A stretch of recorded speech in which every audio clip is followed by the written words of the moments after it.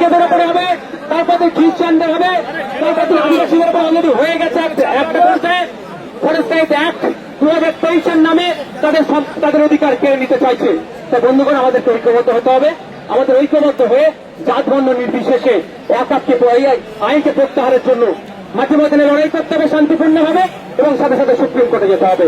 একটা জিনিস আমাদেরকে কিন্তু ভুল বুঝিয়ে দেওয়া হচ্ছে, আমরা ওই যে বারবার আপনাদের বলছি, এই লড়াইটা শুধু মুসলিমদের লড়াই নয়, এটা আত্মসামাজিক লড়াই। সংবিধানের উপরে আঘাত দিচ্ছে তাই লড়াই, সংবিধানের উপরে আঘাত দিচ্ছে। আপনারা আমাদের ঐক্যবদ্ধ হয়ে আমাদেরকে সংবিধানকে রক্ষা করতে হবে। সুতরাং যদি ধর্মীয় কাজ করতে চান, আমরা তার ফাঁদে পা দেবো না।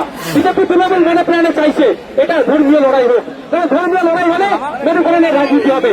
বিজেপি ভয় দেখাবে, তৃণমূল গঙ্গাইরা বিজেপি চলে এসে আমাদেরকে ভোট দেয়, এরা দুজনে মিলে এরা যে বাইনারি পলিটিক্স, এটাকে সীমাবদ্ধ রাখতে চাইছে। তাই আজকে এই লড়াই আপনাদেরকে মনে রাখতে হবে, আর্থসামাজিক লড়াই। আর সাথে সাথে আপনাদের বলি, শুধু এই লড়াই এখানে থামতে হবে না।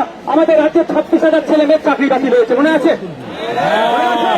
আপনার আমার বাড়ির ছেলেরা বিশ্বজিতের বাড়ির ছেলে হতে পারে, লক্ষ্মীদার বাড়ির ছেলে হতে পারে, আমাদের পরিবারের সন্তান হতে পারে। শুধু রাজ্য সরকারের অপদক্ষতার জন্য, ব্যর্থতার জন্য, এসএসসির পরিষদের ব্যর্থতার জন্য বারবার কোর্ট বলছে যে তারা অযোগ্য, কারা অযোগ্য, সেই পিতাকীকরণ করে দিন। এরা পিতাকীকরণ না করার ফলে 26,000-এর মধ্যে যারা যোগ্য তাদের চাকরি বাতিল হয়েছে। সেই সমস্ত যোগ্য শিক্ষকদের আমাদের পক্ষে আমরা আছি, না সেগুলোর পয়েন্ট আছে। আগামী দিনে রাজপথে তাদের হয়ে, তাদের সাথে গলা মিলিয়ে আমরা আবার রাখবো। প্রস্তুত আছেন তো নাকি? আর একটা দুঃখের বিষয়, রাজ্য সরকার বলছে এই আইন আমরা এই রাজ্যে লাগু হতে দেবো না। ভালো কথা, এই রাজ্যে আজ লাগু না হওয়ার জন্য দুটো দিক আছে রাজ্য সরকারের। একটা, সরকারের প্রধান হয়ে সুপ্রিম কোর্টে মামলা করা, উনি এখনো কিন্তু করছেন না। রাস্তাঘাটে পথে ঘাটে যারা আমরা যখন এই আইনের বিরোধিতা করে আন্দোলন করছি, আমাদের উপরে আক্রমণ করছে। আজকে আমাদের ভাঙড়ের উপর দিয়ে ভাঙড়ের সেনারা এখন এসে পৌঁছায়নি, এইরকম হতে পারে। সেই জন্য ভাঙড়ে আমরা একটা প্রোগ্রাম লাগিয়ে দিয়েছি, ভাঙড়ের ছেলেরা ওখানে প্রোগ্রাম করছে। কিন্তু এই বাসন্তী হাইওয়ের উপর দিয়ে যারা আসছিল তাদের উপরে পুলিশ আক্রমণ করেছে। তৃণমূল বলছে, মমতা ব্যানার্জি বলছে, রাজ্য সরকার বলছে আমরা এই আইনকে লাগু হতে দেবো না। আর আমরাও কি বলছি না, এই আইনকে লাগু হতে দেবো না। তো তাহলে আমাদের দুজনের সুর কি আলাদা? দুজনের সুর তো এক, তাহলে আমাদের উপরে আক্রমণ হলে কেন? আমাদের আটকাতে হলে কেন?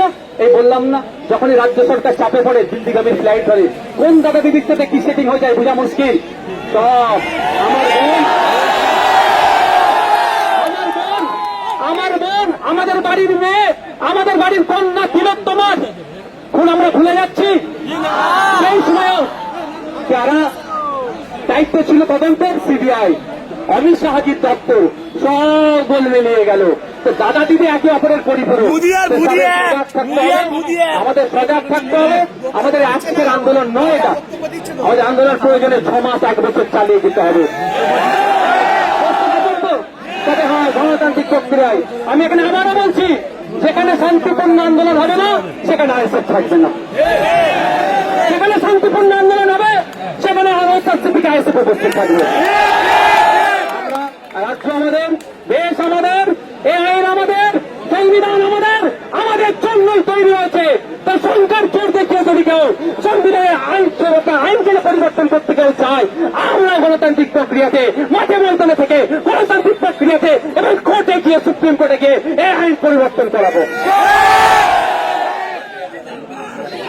আর একটা কথা, সংবিধানের প্রণেতা, ড্রাফটিং কমিটির চেয়ারম্যান বাবা সাহেব আম্বেদকরের আজকে জন্মদিন। তিনি আমাদেরকে তার দায়িত্ব নিয়ে যে পৃথিবীর সর্ববৃহত্তর লিখিত সংবিধান দিয়ে গেছে, সেই মহামানুষের আজকে জন্মদিন।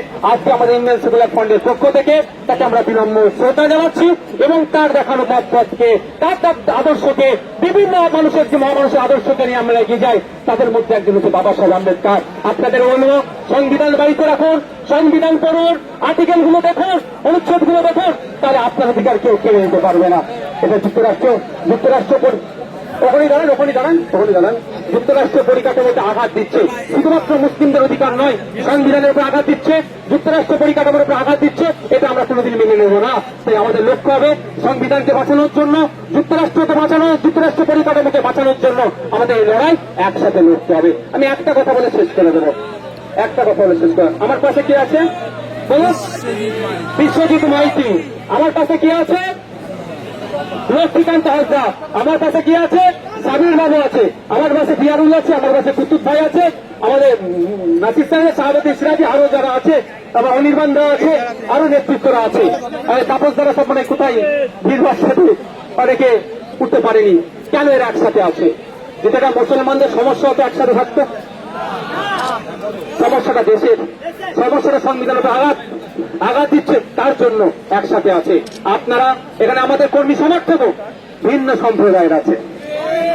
মমতা ব্যানার্জি ওই জন্যই তো হয়। শুভেন্দু বাবু চাইছে এটাকে মুসলিমদের ইস্যু করে দিতে, আর আইএসএফ বলছে ভুল ইস্যু তৈরি করলে হয় তোমাকে আমরা বাইনারি আমরা খেলতে দেবো না। ইস্যু নয়, এটা নাগরিক ইস্যু। আগামী দিনে দেবত্ব সম্পত্তিগুলোকে এরা খাবে। আগামী দিনে এরা শিখ ভাইদের গুরুদুয়ার আছে, সম্পত্তি আছে, লুটে নিতে পারে। আগামী দিনে চার্চের সম্পত্তিরা লুটে নিতে পারে। তাই আমাদেরকে ঐক্যবদ্ধ হতে হবে, নিতে পারে। তাই বলবো আপনাদেরকে, আমাদেরকে সজাগ সতর্ক থাকতে হবে, কারো প্রয়োজনে পা দেবেন না। মনে আজকের মিছিল এখানেই আমাদের বাবা সাহেব আম্বেদকরের মূর্তিটি যাওয়ার কথা ছিল, কিন্তু সবই তো বুঝতে পারছেন সাফ হয়ে কামড়াচ্ছে, রোজা হয়ে ছাড়ছে। বলছেন মহাতাবকে আটকাবো, কিন্তু এখানে আমাদেরকে আসতে দিচ্ছে না। যাক, সবার শেষে ভাই একটা অস্ত্র আমাদের কাছে রাখতে হবে। অস্ত্রটার নাম কি জানেন? অস্ত্রটার নাম কি বলুন তো? ডান্ডা লাগবে না, ডান্ডা লাগবে না। এইটাকে ঠিক করুন, এটাকে ঠিক করুন। কিন্তু দুর্ভাগ্যের বিষয়, এটা ঠিক করার জায়গাটায় রাজ্য সরকার শেষ করে দিচ্ছে। শিক্ষা প্রতিষ্ঠান বন্ধ করে, স্কুলগুলোতে টিচার নেই, যদিও কিছু টিচার নিয়োগ হয়েছিল, শিক্ষা নিয়োগ করতে হবে, যোগ্যদেরকে স্কুলে পৌঁছাতে হবে, জঙ্গল জঙ্গল অধিকার ফিরিয়ে দিতে হবে। দলিত আদিবাসী থেকে সার্টিফিকেট নেবে না, জমি করা হচ্ছে, সেগুলো বন্ধ করতে হবে। পরিশেষে আবারও বলছি, রাজ্য পুলিশের ডিজি বলছে শামশেরগঞ্জ অস্ত্র এলাকায় শান্তি ফিরে এসেছে। ওয়েল অ্যান্ড গুড, ওনার কথাকে সমর্থন জানিয়ে বলছি, আমরাও চাই শান্তি ফিরে আসুক। কিন্তু তেমন শান্তি ফিরে আসছে তখনই হবে যখন মন্দিরের ঘণ্টাটা শামশেরগঞ্জে ঠিকঠাক বাজবে, যখন মসজিদের আজানটা ঠিকঠাক হবে শামশেরগঞ্জে, তখনই জানবে শান্তি ফিরে এসেছে। তখনই আমি বলবো শামশেরগঞ্জের এক মুসলিম মানা বলতে পারে রাতের ডুপ্লিকেট কেস করেছে, অত্যাচার চালিয়েছে, বা প্রশাসনের কেস করেছে, অত্যাচার চালিয়েছি, এটা বলা যখন বন্ধ হবে তখনই জানবো শান্তি ফিরে এসেছে। তখনই আমি জানবো শান্তি ফিরে এসেছে যখন বৈষ্ণবনগরে যারা গিয়েছে তারা নাকি তাদের অভিযোগ তাদেরকে অত্যাচার হয়েছে, বৈষ্ণবনগর থেকে তারা তাদের মাতৃভূমিতে যখন ফিরে আসবে তখন অর্থাৎ স্বীকৃতি স্বীকার করবে শান্তি ফিরে এসেছে। মন্দির মসজিদে ঘন্টা থেকে আজান যাতে দ্রুত হয় তার ব্যবস্থা হোক, এবং সাথে সাথে আমাদের যার ভাইরা ক্ষতিগ্রস্ত হয়েছে রাজ্য সরকার দায়িত্ব নিয়ে তাদের ক্ষতিপূরণ করুন। কেন বললাম? গোয়েন্দা দপ্তর ব্যর্থ হয়েছে। নওশাদ সিদ্দিকীরা মিছিল করতে যাবে কোন রাস্তাতে